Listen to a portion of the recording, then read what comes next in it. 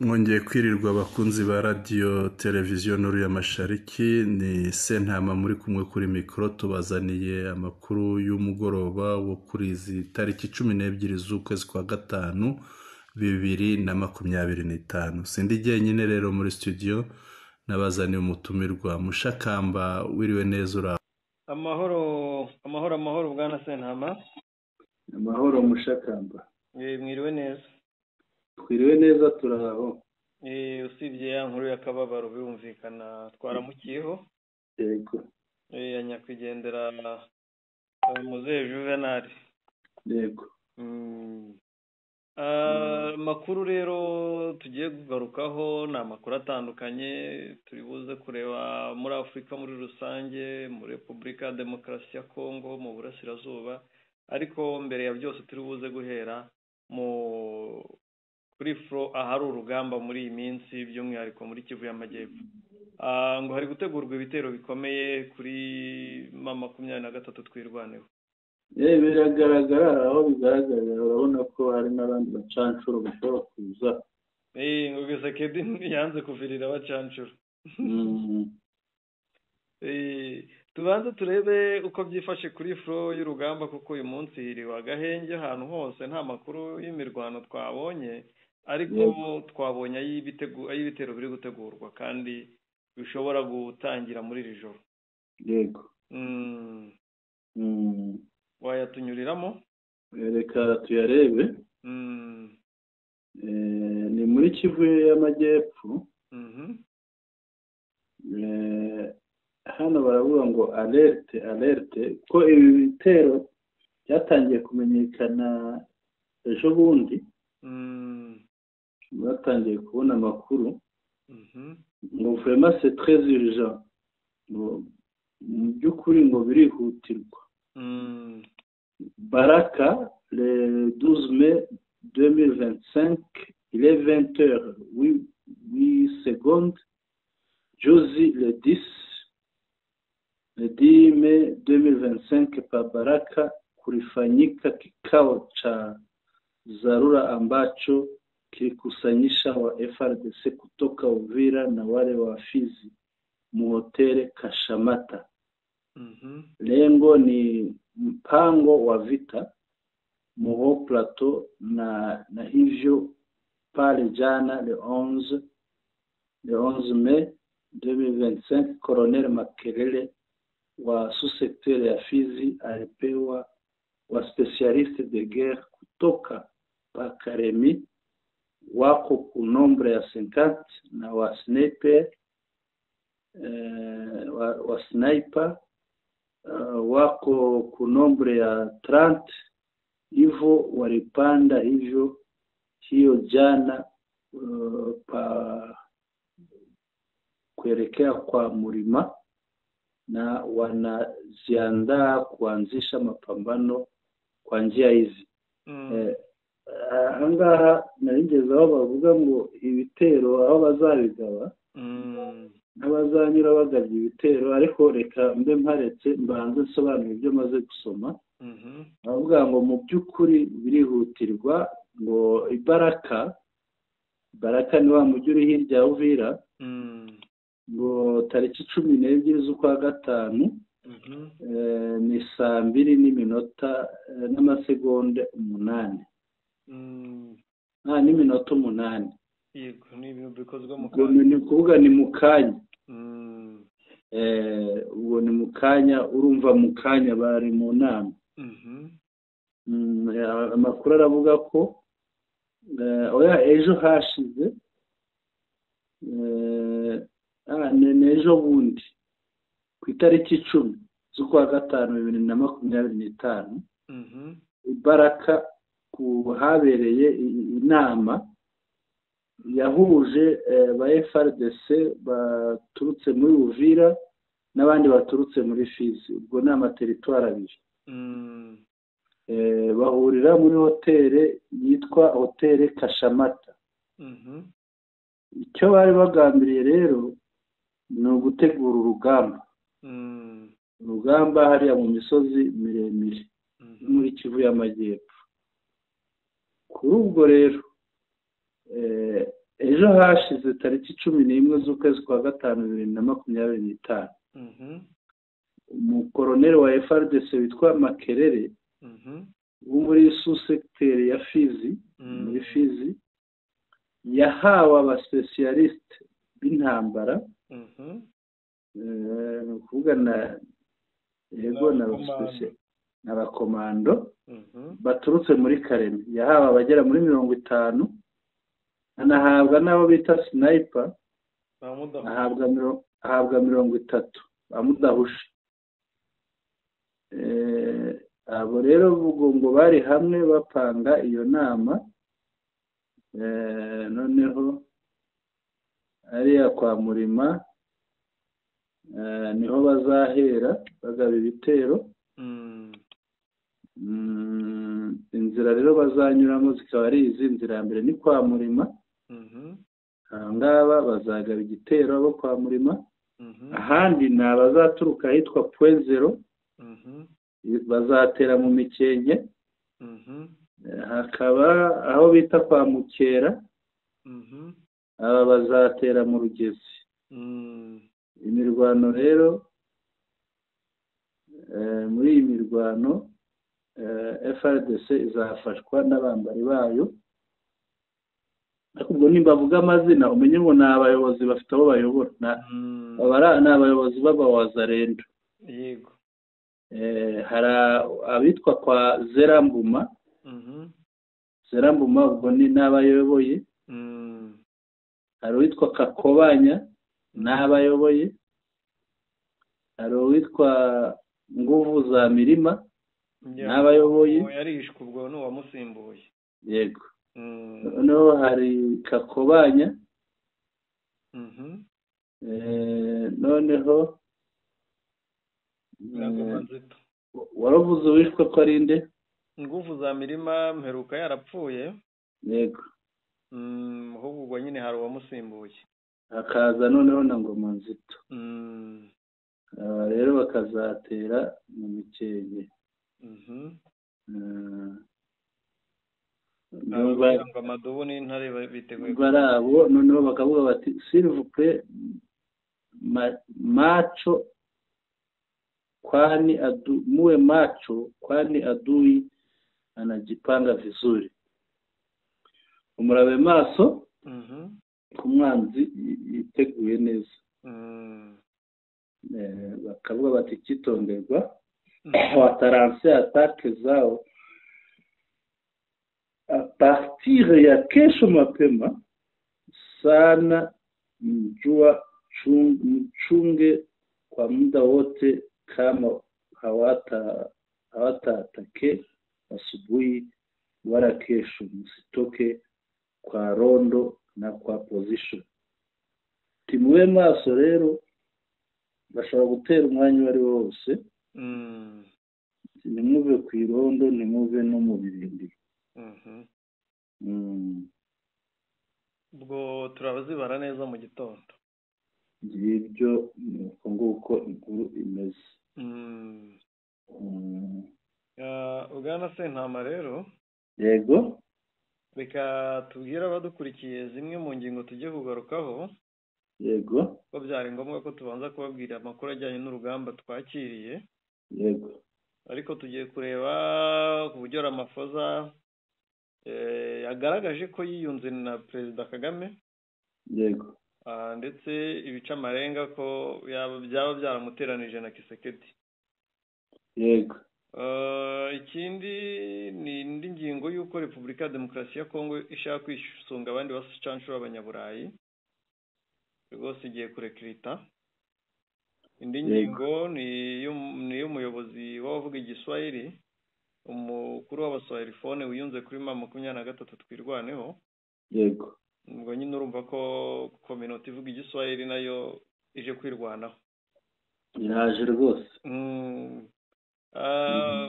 u Rwanda na Hongria bari mu biganiro mu biganiro cyangwa se basuranye ndetse banafunguye ambasade yego y'u Rwanda muri Hongria yego ariko amagambo uyu muntu wo muri Hongria twibutsa abantu ko ari kimwe mu bihugu byo muri European Union yego European Union murabizi ko yafatiye u Rwanda ibihano yego ariko yatangaje amagambo yabaje abanyekongo kuko yavuze ibigwi by'u Rwanda yego Rwanda rwa Afurika yego turibuze kubireba rero tunarebe noneho umusirikare wo muri Repubulika ya Demokarasi ya Kongo winjiye mu rusengero akarasa abaturage abakristo bari barimo gusenga yego tutangire duhere hejuru yego ati tujya Kagame twariyunze Allo Ntiramafoza terenge na Kagame twariyunze yego ngira ngo yabivuze arimo abwira bari mu nama arimo babwira kuko bari banicaranye mu Shakamba cyane banicaranye yashyizemo n'ikintu cy'urwenya niba ari urwenya rw'uburyarya niba ari urwenya rw'ukuri simbizi iby'abanyapolitike bihinduka buri munsi ariko bikababaza abandi aravuga ati hari akantu yavuze gasetsa abantu kuko iranse ko sinizeye ko irakirwa neza ikinshasa hari akantu yavuze gasetsa abantu yavuze ati abantu mwabonye nicaranye na Kagame ubanza mwagize ngo ko muzi ko tutumvikana niko mubizi ubanza mwagize ngo ibishashi by'umuriro noneho birabutsa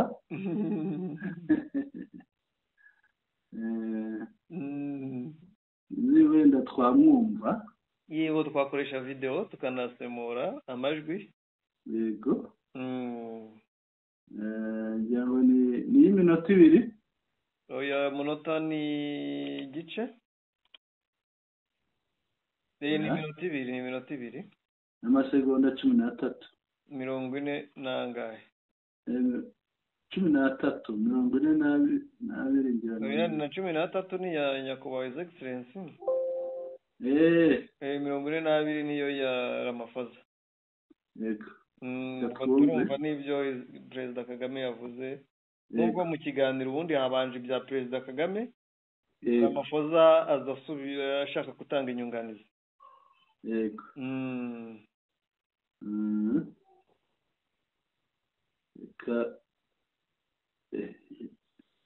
bitarafunguka umuntu itarafunguka ubwo n'ibya Perezida Kagame yafungutse niyo twabanza reka ariyo tubanza kuko iyo yafungutse ngira ngo nta n'icyo twaba twishe kuko niko zakurikiranye giteye niko cyari giteye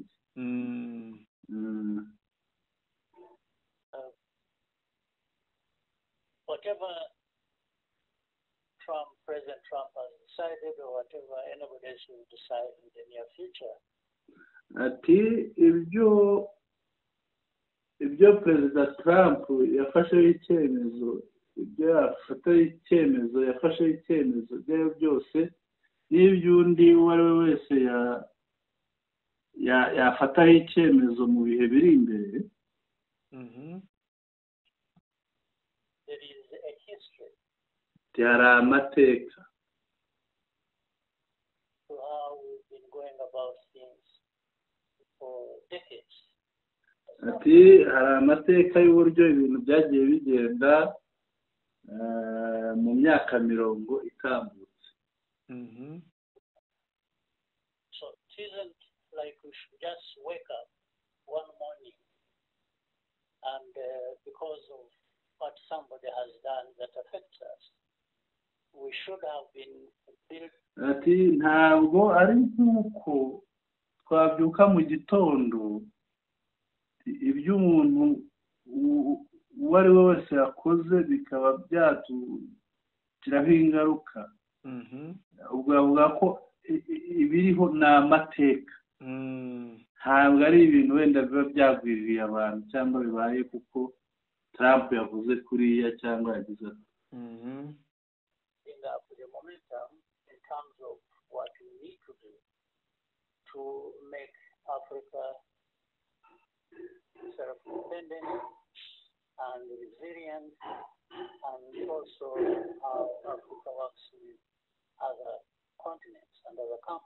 ati ibyo ngibyo ni biterwa n'ibyo twagiye dukora ibyo twagiye dukora kugira ngo Afurika yacu ibe kuba resilient no kuba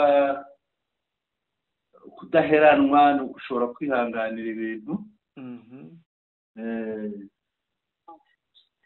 So that is the context. ati ni uko ibintu biteye.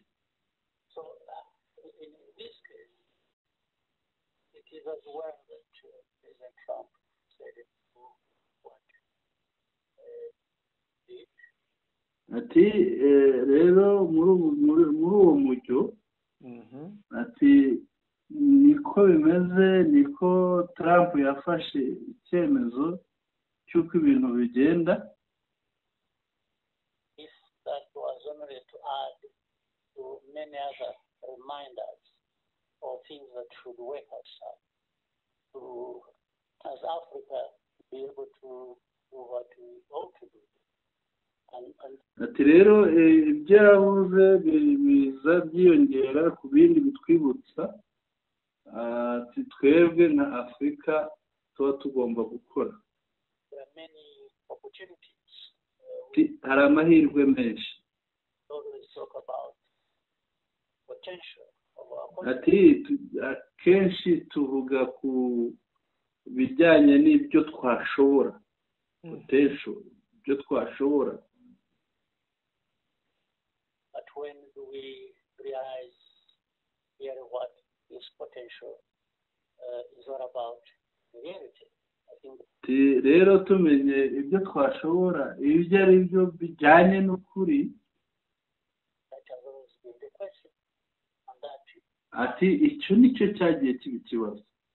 To us as a continent, as a people of the continent, to take the bull by its horns and deal with the problem.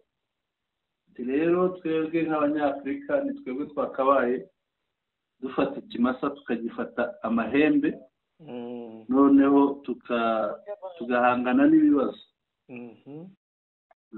tugakemura ibibazo. Barasubira inyuma birumvikana ko yarirangiye. And that comes back to us as a continent, as a people of this continent, to take the bull by its horns and deal with the problem. ubwo twajya kuri yayindi tukareba niba nayafungura. About us, we need to be working with each other and other countries on the global stage that offer what we need and we as well offer what they need. I think this is the point. ikintu asorejeho ni ingenzi, asoreje ku bufatanye ko muri Afurika ibihugu byose byafatanya, buri wese agafatanya n'undi, noneho bagafatanya gukemura ibibazo batarindiriye ngo bizakemurwe n'undi nk'uko Trump yaje kubikemura. ati jewe numva ari uko ibibazo byakemuka. yego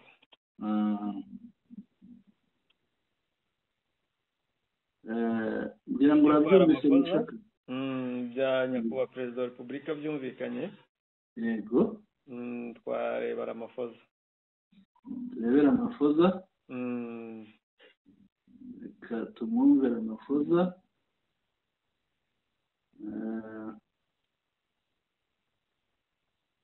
nsohotse kuri iriya namba yawe ngiye ahandi, ariko reka ngaruke kwa Ramaphosa twumve na Ramaphosa.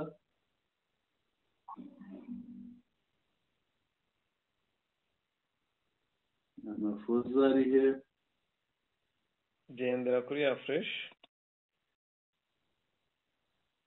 arya ubwo ya Ramaphosa ifite minota 2 n'amasegonda 42.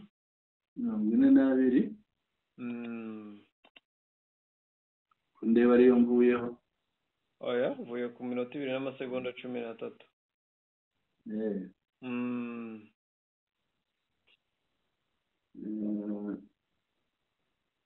yari itarafunguka y'ahangaha.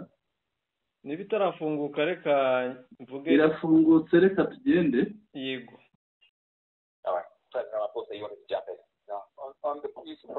Urumva ko umunyamakuru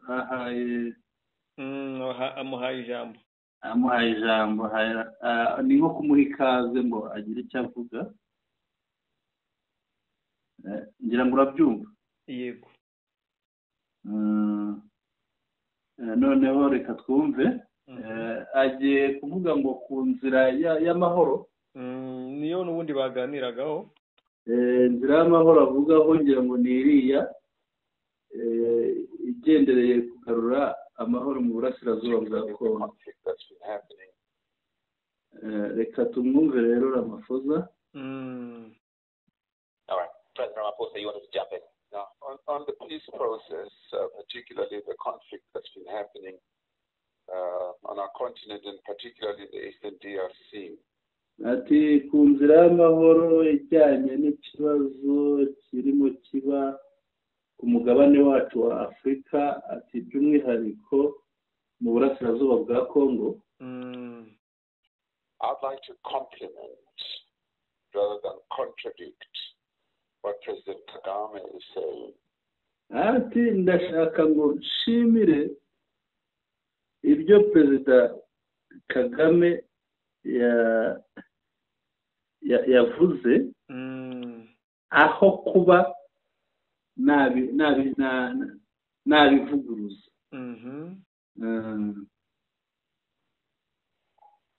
The processes that have been happening on the continent, either the Nairobi process or the Luanda process or the AU process, have been very, very essential. Ati ibiganiro inzira y'amahoro, ibiganiro by'inzira y'amahoro ari iby'i Nairobi, ari iby'i Rwanda, ari ibyo ku rwego rw'umuryango w'ubumwe bwa Afurika. Ati byose ni ingenzi in building a foundation of peacemaking. Ati byose ni ingenzi mu kubaka amahoro.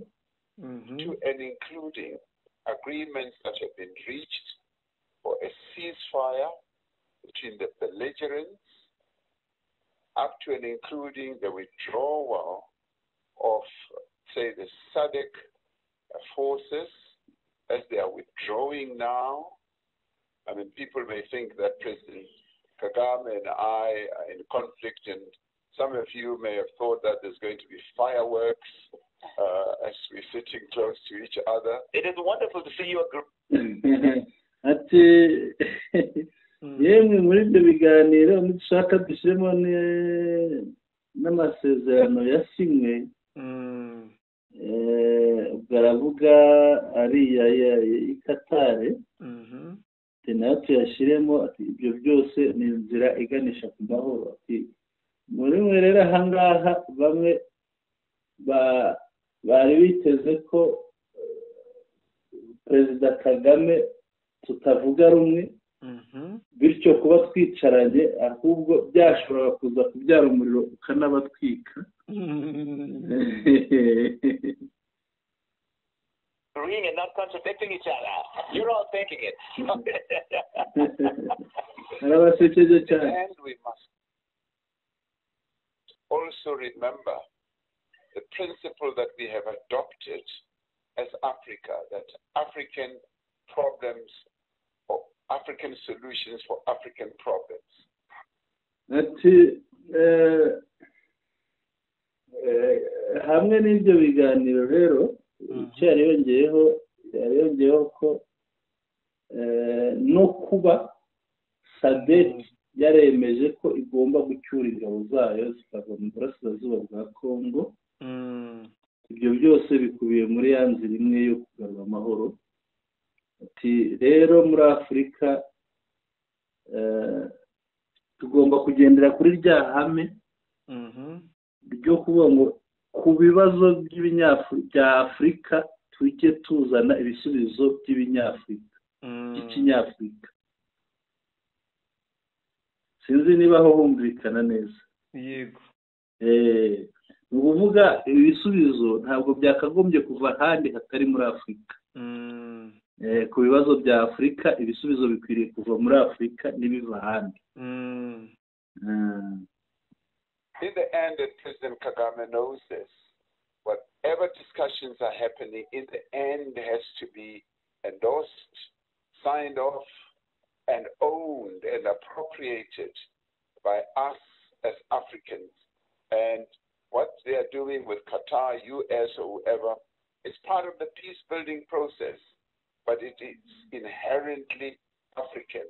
And we must thank and applaud those who are assisting because they are our partners, but we are the owners of. Ahangaha avuze ikintu gikomeye. Avuze ati byaba ibyo mwumva bya Katare, byaba ibyo mwumva bya hehe, biriya ni ukudufasha, ariko twebwe dukwiriye kugira ikibazo tukakigira icyacu, tukabyumvikana, tukabyemeranywaho, tukabisinya, noneho ahubwo tugashimira bariya badufasha, ariko igisubizo gikwiriye kuba kiva muri Afurika. The whole process ourselves as Africans. Ngira ngo naho ngaho asoreje. Well, we have family meetings and they know. Ngira ngo ibyo yavuze ni ukuri. Yego. Ariko byasamiwe hejuru n'Abanyafurika y'Epfo. Yego. Barangije bati amahoro ngo abaye open kuva Pretoria kugera I Kigali. Yego.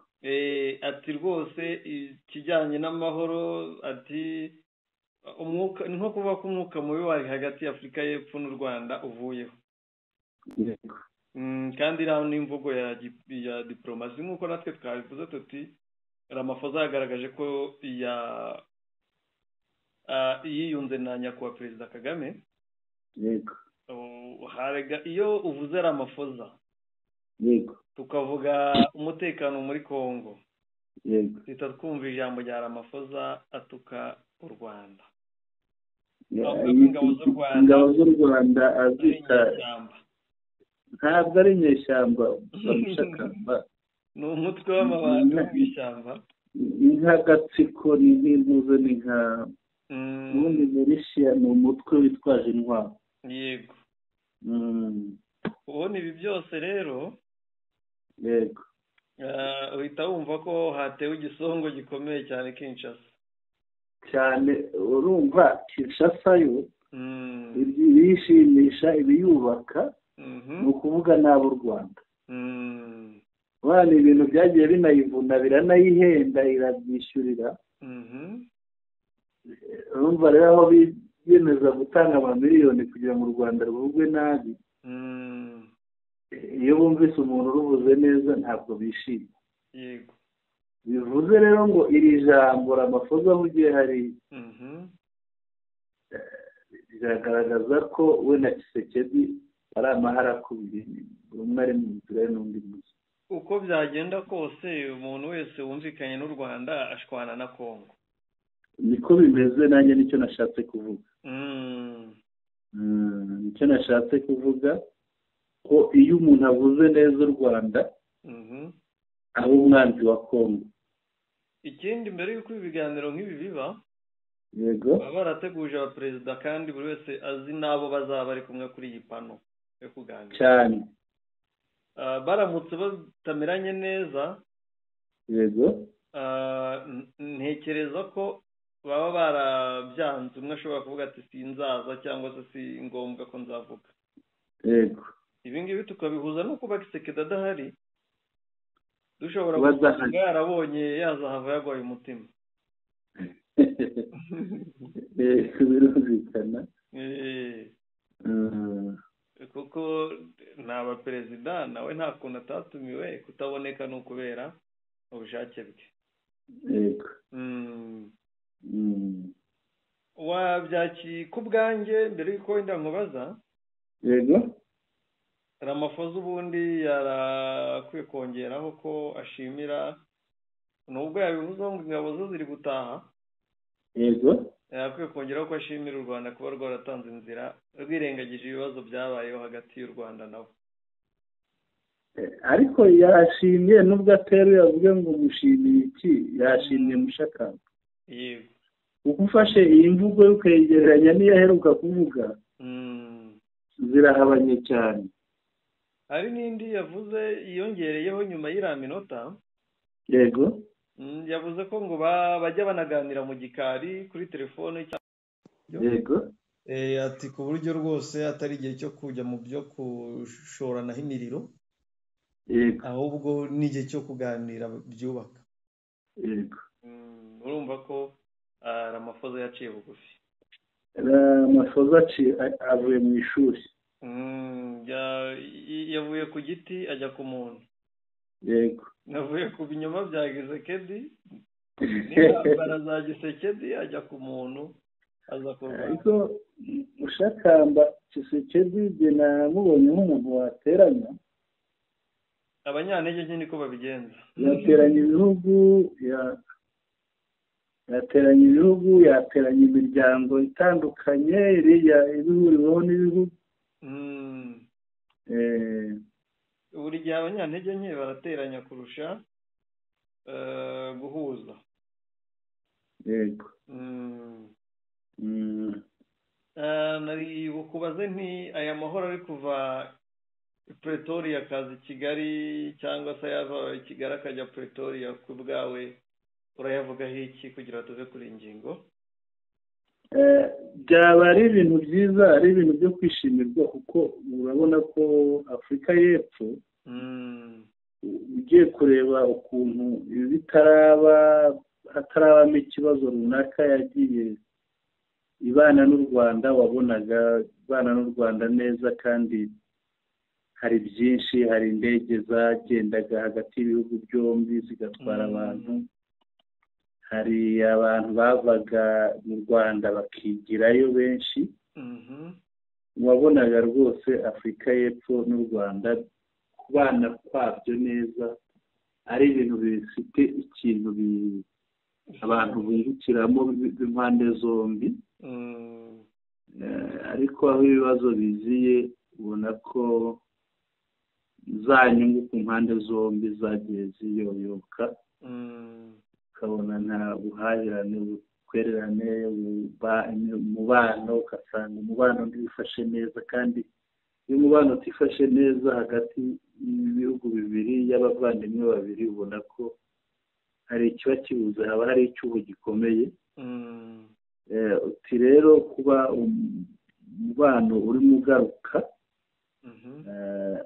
kera sindavuga 100% ko wagarutse.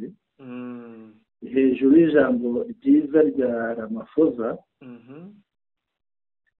hari ikindi numva cyaza, atera intambwe agira icyo ashyira mu bikorwa cy'igikorwa gishobora kugaragaza ko umubano wagarutse koko.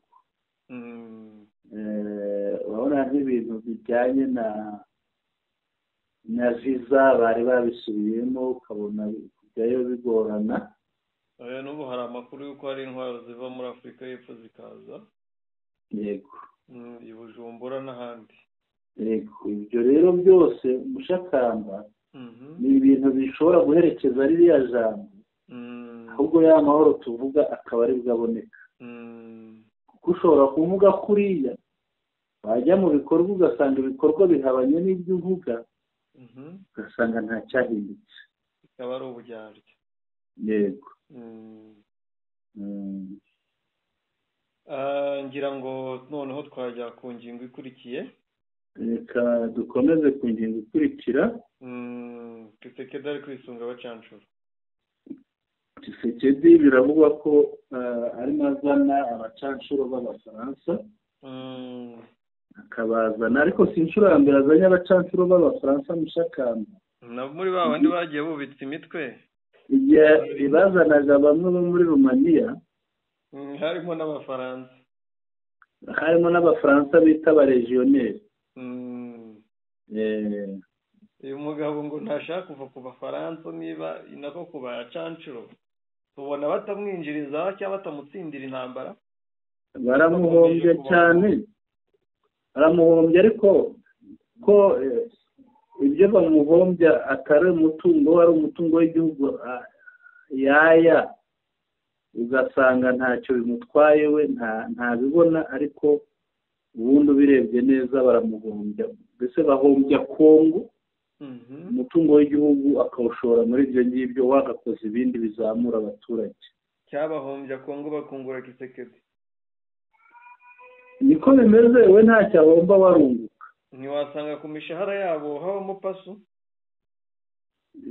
y'abariya ku mishahara yabo hari n'ukuntu babizamura amadolari 10,000 Kisekedi akajya arya 5, umucanshuro akarya ibindi 5. nabyo byashoboka. wumva kubaha akazi, gukunda kubaha akazi gutya nabyo wabyibaza utese biriya bintu wabikundira iki? Inkuru iravuga ngo la société d'Eric Prince recrute d'anciens militaires occidentaux.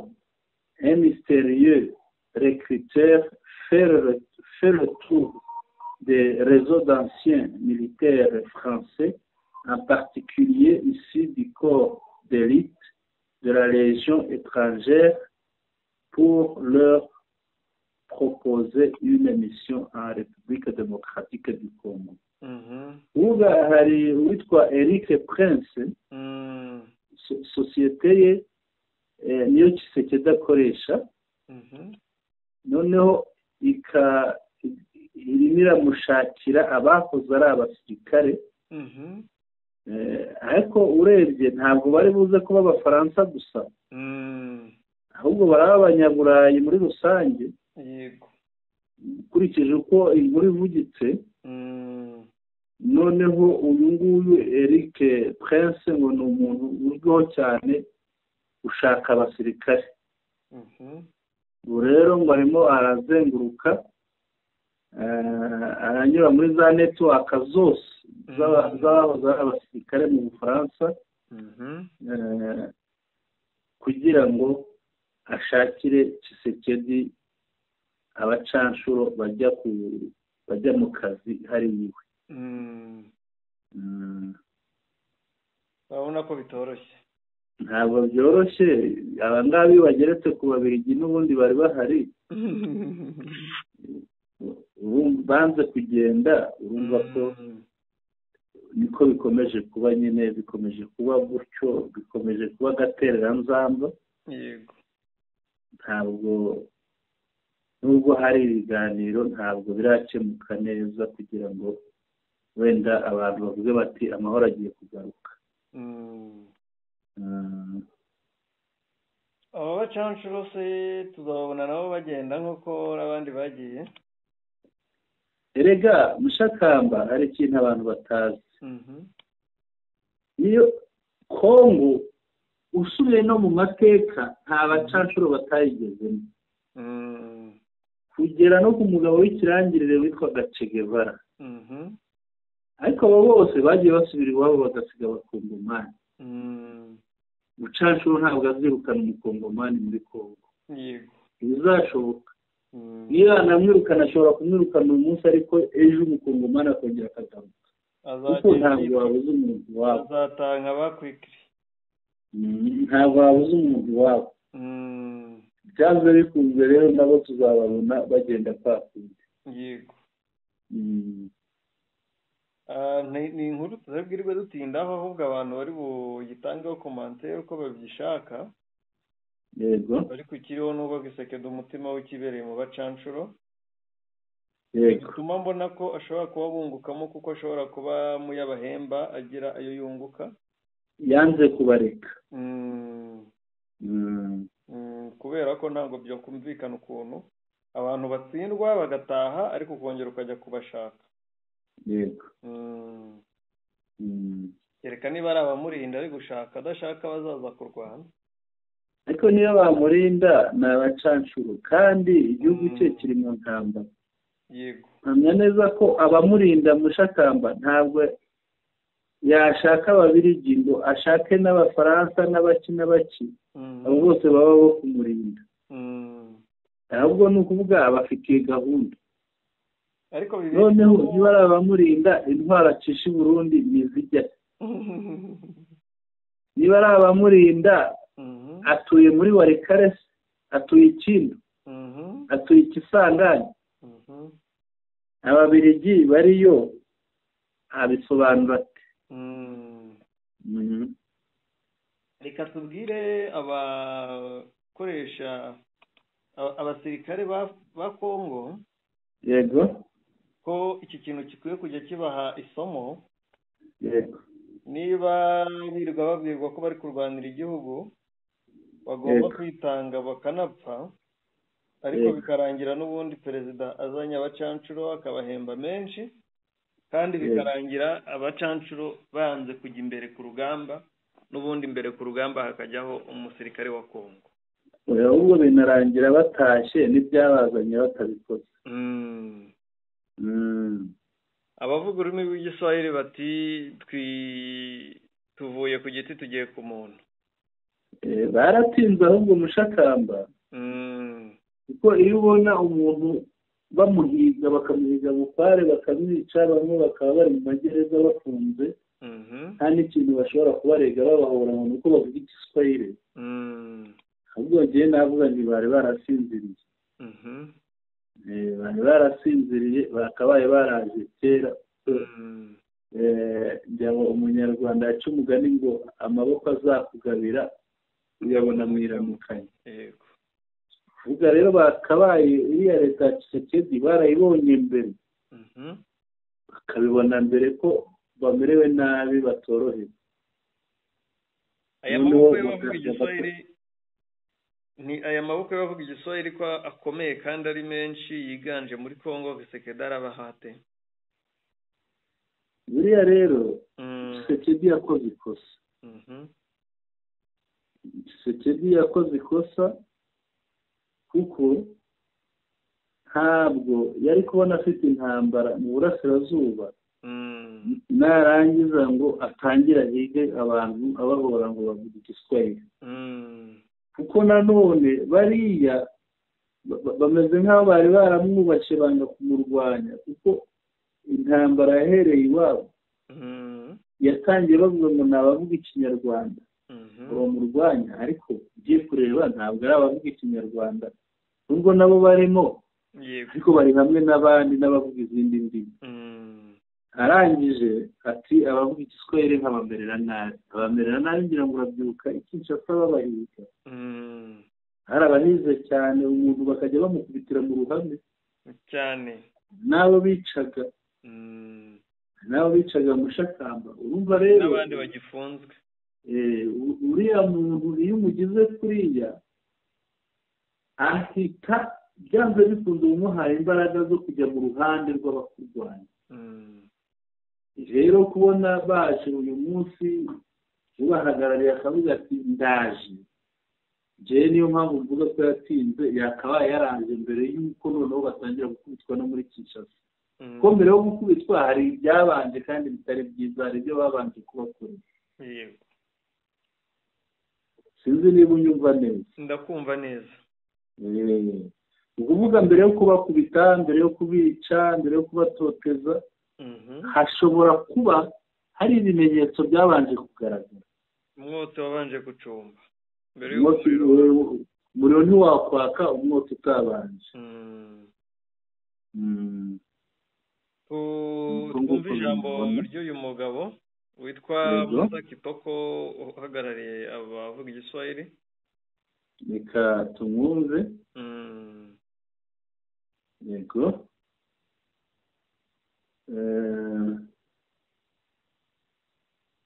ariko numvise avuga gahoro. nta kibazo, wowe uraba ubyumva kandi numvise avuga gahoro. n'ubundi ni mu giswahili tubikeneye cyangwa se mu kinyarwanda turabyumva n'ubundi mu giswahili cyangwa mu gifaransa, kandi twe turabyumva n'ubundi mu kinyarwanda.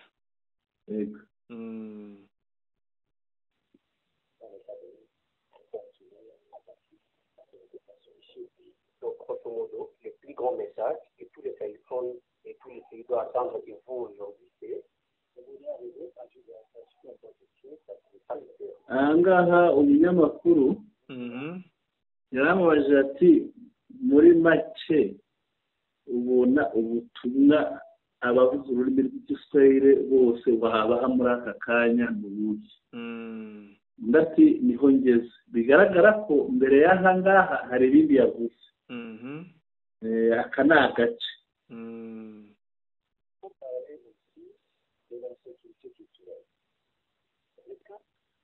hano arimo aravuga ati aravuga ku bijyanye n'umutekano muke akavuga ati uretse n'ibindi n'ubundi buryo n'ubundi bwoko bw'umutekano muke hari n'umutekano ujyanye n'ibishamikiye ku muco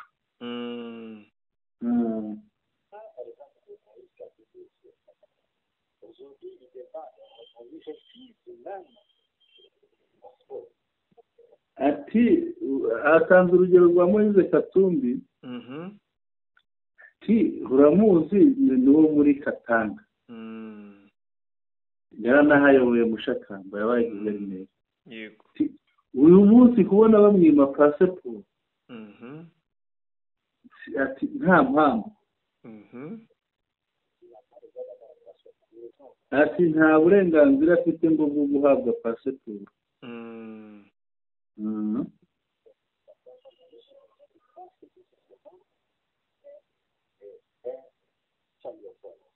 ati buriya rero ati bamwima pasiporo nta yindi mpamvu ngo ni uko ari mu bavuga ururimi rw'igiswahili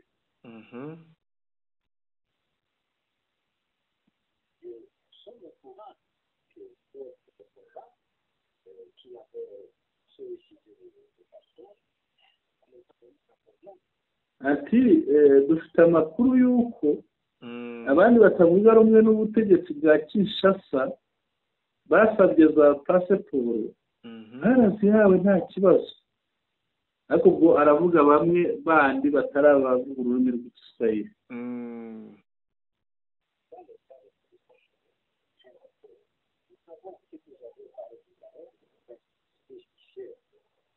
ati dufite rero n'ikibazo cy'umutekano muke ushingiye ku butabera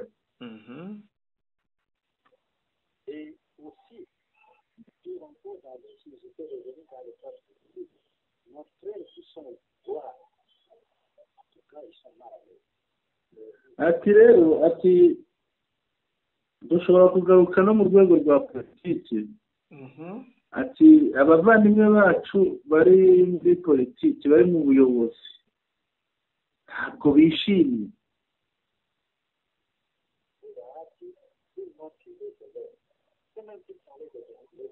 ati atanze urugero rwa Bahati uranyumva yego atanze urugero rwa Bahati ati Bahati buriya buri wese aba amureba ku munwa areba ibyo avuga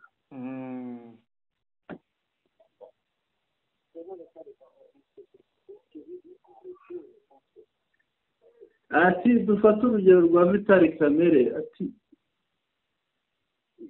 ibyo avuga byose bimugarukaho ibyo avuga byose bimugarukaho ni ukuvuga baramukurikirana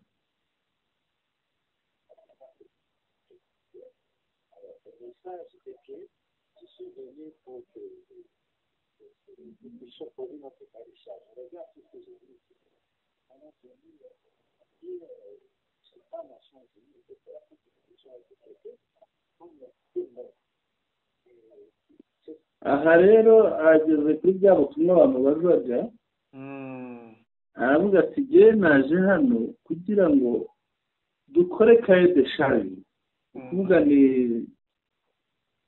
ibyo basaba ibyo basaba aravuga ko bashobora kubibwira amahanga yose bashobora kubibwira umuryango w'abibumbye n'abandi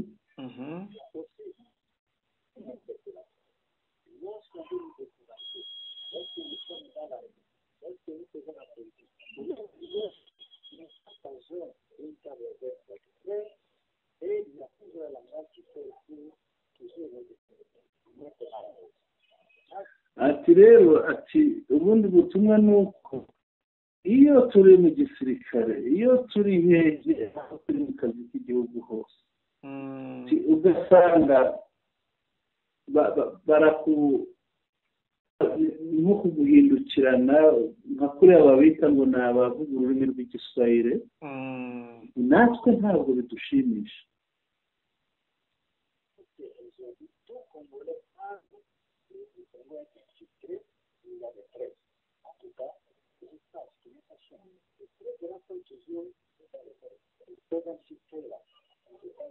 Ati bavuga ko Kongo yasesewe yacengewe. Yego. Ati niba yaracengewe abayicengera bose nta handi bajya mu bavuga ururimi rw'igiswahili.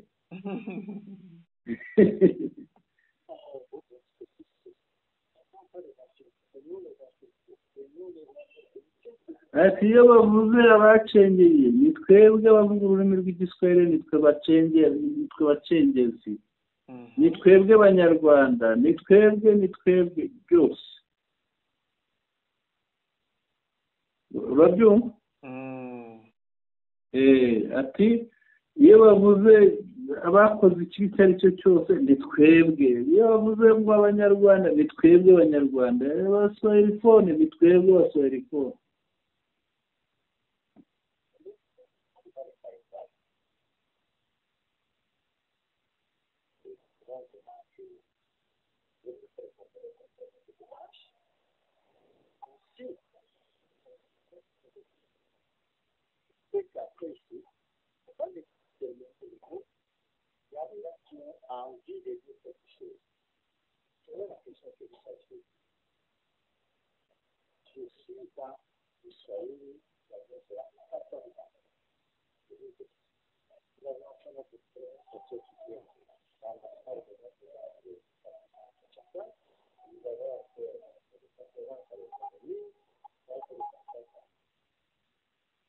Aravuga ko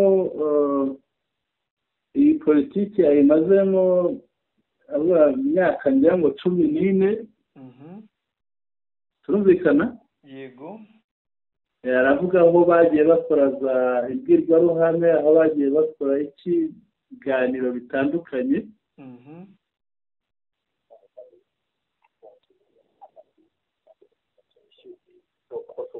Le plus grand message que tous les téléphones et tous les pays doivent attendre de vous aujourd'hui, c'est de vous arriver à ngira ngo nibyo mushakamba yarisubiye inyuma. Yego. Uyu mugabo rero akaba nawe yiyunze na AFCM 23. Ubu se tuvuge ko Kiseke dusigaranye abavuga iringara n'ikiruba. Baraje ndetse Kanyuka ntabwo avuga izo ndi mu rugo.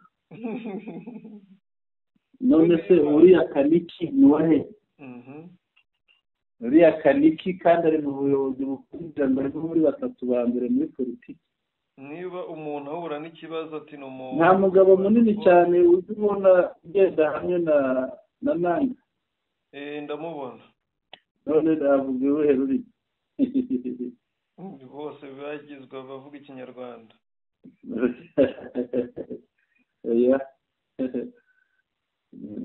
Ntabwo babihindura, ntibakoze kubihindura ngo bahindure Nanga noneho bamugire umunyarwanda, bafate Kanyuka bamugire umunyarwanda, Karuku bamugire umunyarwanda, urera Magware n'abandi ntabwo ari byo. Ko ni ibintu biba byigaragaza. Yego. None bwana Sentama uraha Kisekedi furusa zingahe kuvaho abaswahilifone birenzaho kwihangana byanze bakaza kwihuza na AFC kuko iyo umuyobozi w'abantu aje furusa zijyanye n'iki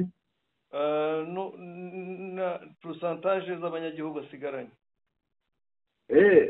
je ndabona wenda pourcentage z'abanyagihugu twabifatira ko ni imibare ibintu nkabiri isubiza icyo kibazo byaba bisaba ubushakashatsi ngo mvuge ngo porosantaje zingana zitya ariko twashingira wenda ku buso ariko Tshisekedi njyewe nsigaye mbona igihugu gifite nko kuri 60%. 60, 70 aho ngaho. Yego. Kuko nanatsinda ahubwo hari n'ibindi bice biza kuza noneho usange harimo amanuka aza muri za 50. Birumvikana. Yego. Reka twigire kureba igihugu cyo uribuka ejo tuvuga ko ibihugu by'uburayi bitangiye kugaruka ku Rwanda biromboka biza ibyo Bubiligi twamaganye nubwo bushaka kugaruka ariko bukabura inzira ariko ibindi rwose urabona Ubufaransa ejo bundi nyakubahwa perezida wa repubulika yari ariyo. Yego. Ya kipe yajyase yo muri Espagne iyihe yaheruka kugirana amasezerano na Visit Rwanda. Niyo muri Espagne ni Madrid. Ni Atletico Madrid. Ibyo bisobanuye ko muri Espagne nta kibazo gihe hari hamwe n'u Rwanda. Yego. None usibye ibindi bihugu bitandukanye bibanye neza n'u Rwanda n'igihugu cyitwa Hongria. Yego. Hongria rwose nayo yagaragaje ko ibanye neza n'u Rwanda ndetse bafungura na ambasade uyu munsi. Ariko amagambo yatangajwe na minisitiri w'ububanyi n'amahanga wa Hongria niyo yarikoroje Kinshasa. Ni nayo mpamvu iyi nkuru rwose twavuze tutereka tuyigarukeho kuko amagambo Hongria yatangaje minisitiri w'ububanyi n'amahanga yavuze yabujije Kinshasa gusinzira. None se uriya ko ari umwe uje nihaza abandi Kinshasa za Amerika n'abandi baraza none se sibyo twavugaga hejo. Ngira ngo inyandiko urayifite y'amagambo yashyize ku rubuga rwa X umugabo witwa Peter. Kusoma biragoye gusa na translation y'Igifaransa nayo turayifite n'icyongereza ariko izina rye ndabona Peter irindi rwose kurisoma byangora. Yavuze ati le Rwanda uyu ni Stanley Bujakera. Bujakera yabisobanuriye abakongomani abishyira mu Gifaransa ariko ubwe yabishyize mu cyongereza uyu mugabo. Yavuze ati Rwanda is one of the strongest security players in Africa.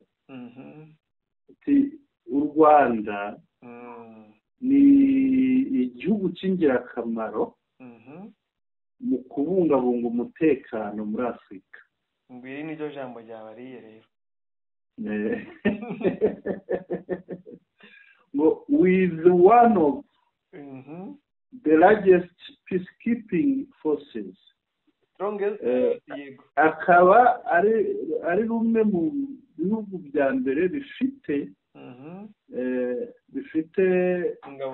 ingabo zibungabunga amahoro ku rwego rw'isi. Turi hamwe? Yego. Africa's stability is our security. Umutuzo wa Afrika ni umutekano wacu.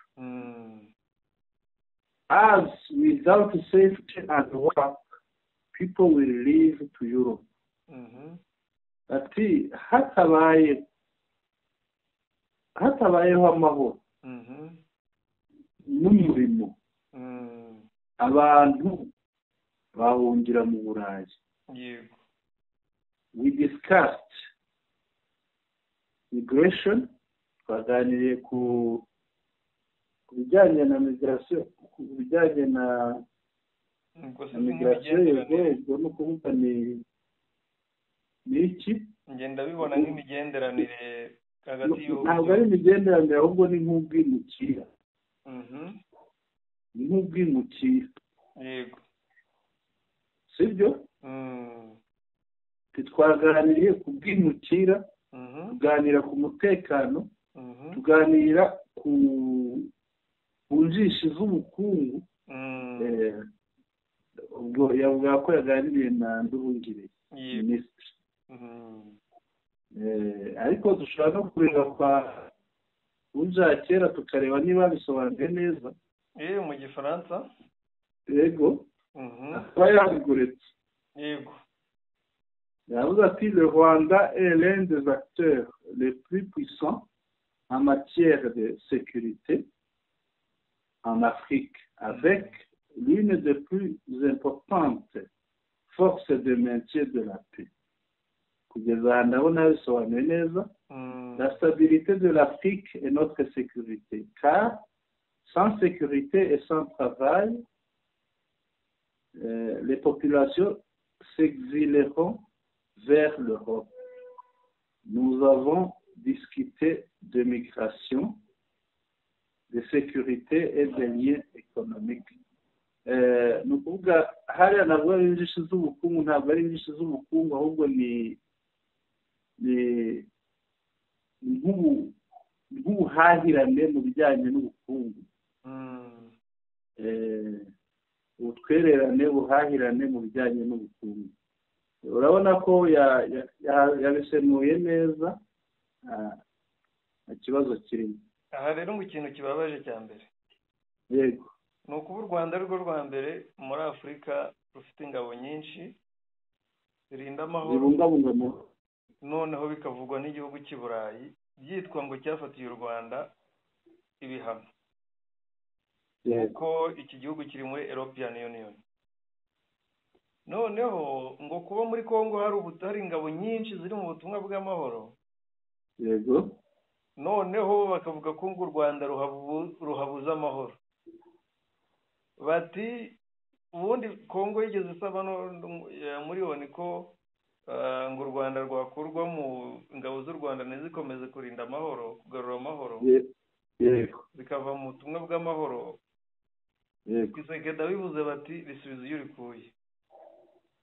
Rero kuba ibihugu bitandukanye bigenda bishima u Rwanda ko ari cyo gihugu cya mbere, urabona bavuga bati ni kimwe mu bihugu by'ingenzi cyane mu kugarura amahoro, cyangwa se reka tuvuge ngo ni umutwe w'amahoro muri Afurika.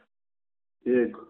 Ibi rero Kinshasa byayibabaje cyane bikomeye, ntabwo byumva ukuntu igihugu cy'i Burayi, ubumwe bw'i Burayi bwaba bwarafatiye u Rwanda ibihano, noneho igihugu cy'i Burayi kikavuga neza u Rwanda. Igomba kubabara Congo, igomba kubabara kuko ibishaka ko bavuga u Rwanda nabi barwarabika. Noneho rero niba minisitiri w'ububanyi n'amahanga wa Hongiriya yaje, ambasade igafungura, kuri bo Congo yo iba yumva ambasade bazisahura, yego, aho kugira ngo zishingwe. Noneho ambasade igashingwa, igatangizwa, noneho bakanavuga ibigwi by'u Rwanda ko rubungabunga umutekano mu mahanga, kandi ko ruza mu bihugu biri imbere mu kugira ingabo nyinshi zibungabunga amahoro. N'abanyamakuru baba babishyizeho bahita babwira ngo ni abanyamakuru ba Kagame. Ibyo rero ibyo birya Congo ni nko kuyikorogosha. Birumvikana. Yego. Niko bigenda, ngira ngo bimwe mu bihugu by'u Burayi byemeye ko gusinya cyangwa se byaganjwe n'igitutu cy'Ububiligi. Yego. Byemera ko ibihano byemerwa, ariko birangije biti turabyemera ariko twebwe turakomeza imibanire n'imigenderanire n'u Rwanda. Yego. Ni nko kuvuga ngo umpimiye aho nanjye ndaguhimira. Bisobanuye mu biriya bihano bishobora kubahirizwa mu gihugu kimwe gusa cyitwa Ububiligi, ariko mu bindi bihugu by'u Burayi byose ntibigire agaciro. Rega bishobora gutungura nabwo bugeze aho bukavuga buti turabiretse, ukisama bwasanga. Yego.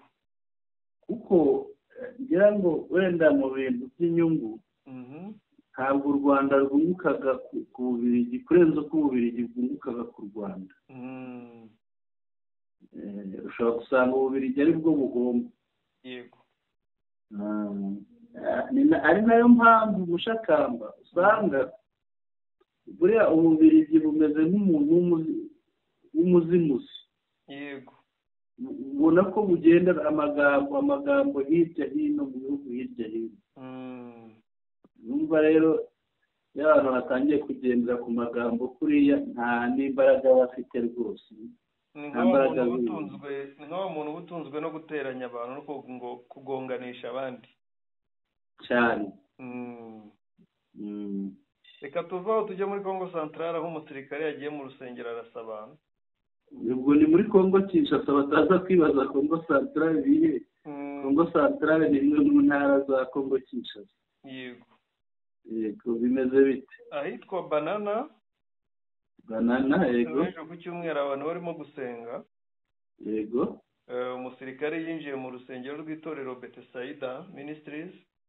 yego ruri mu gace ka Banana. yego ubwo abakristo bari mu materaniro basenga yinjira baririza umugore witwa Naomi. yego nyuma y'uko abari mu rusengero bose bagize ubwoba bakanga kumuvugisha bagaceceka, yahise amisha urufaya rw'amasasu ku bantu bari aho mu rusengero. abantu 2 bahita basiga ubuzima ako kanya, abandi 3 barakomereka. yego wumve cya gisirikare.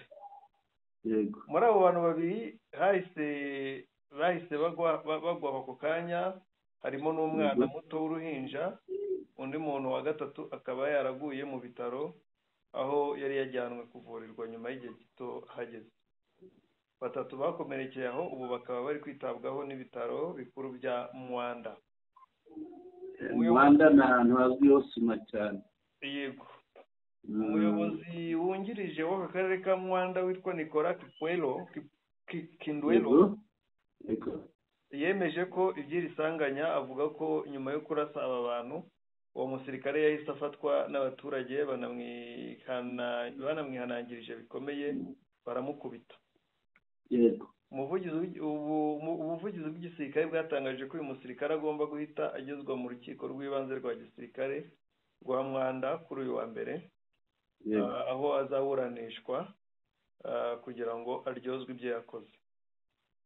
ngaho mbwira niba umusirikare ntumbaze niba yaraje kureba umugore we cyangwa se indaya ye arangije aho kugira anyure mu buzima. ubundi se hari umuntu winjira mu rusengero ahamagara umuntu cyangwa anyura kuri protocole? ashobora kuba yari yafashe kuri ka banki cyane. reka tugane ku musozo. yego Mushakamba dusoze. ndagushimiye cyane. nanjye ndagushimiye byimazeyo. yego turabashimiye rero bakunzi bacu mudahwema kudukurikira. turabashimiye, turabakunda cyane. mutwemerere tubibutse kandi gukanda subscribe ku batarayikanda, ikandwa inshuro imwe gusa. mukande like kugira ngo tumenye ko ibiganiro byacu mwabikunze. munakande share kugira ngo mubisangize inshuti n'abavandimwe banyu. mutwandikire ariko mutwandikire mubinyujije muri comments, dushyikirize ibitekerezo, inyunganizi n'ibyifuzo byanyu, kuko birushaho kutwubaka tukarushaho kubagezaho amakuru abanogeye. murare neza rero, mwari kumwe na Sentama, naho ubutaha.